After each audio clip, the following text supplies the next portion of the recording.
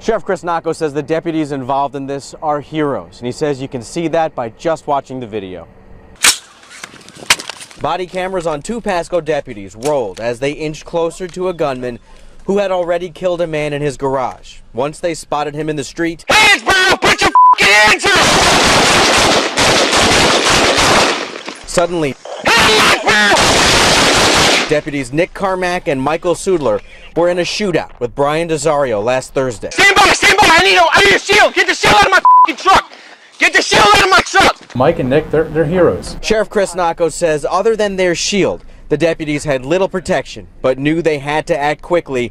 An elementary school packed with students is just a few hundred yards away. Probably moments before this, they were driving and patrol, doing what they had to do, and seconds later, they're in a life and death situation, putting their lives on the line. Minutes before deputies arrived at the scene in the Gulf Highlands community, Desario's mother called 911. I need you to tell me exactly what happened. My son shot someone. He is schizophrenic.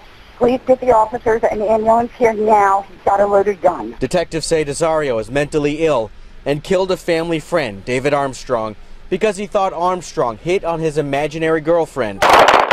Once authorities arrived and the violence escalated, Desario went back into his home where he took his own life. Sheriff Nacco says it's unfortunate 2 people died, but he's proud of his deputies. They made a conscious decision to do anything they had to do to protect those kids in school and protect the community. And with that in mind, a neighbor who now has a massive bullet hole in the side of her car because of the shootout is actually feeling fortunate. I'm a little upset, but I'm glad the kids at the school are safe. My kids work at that school, they're safe. The cops were amazing. And Sheriff Nacco says investigators found Desario with 2 rifles, an AR-15 and a .22 caliber. He says it's unclear how he got a hold of those weapons. As for the deputies, we're told they're shaken up, but they're going to be okay. In Pasco County, Aaron Mesmer, Fox 13 News.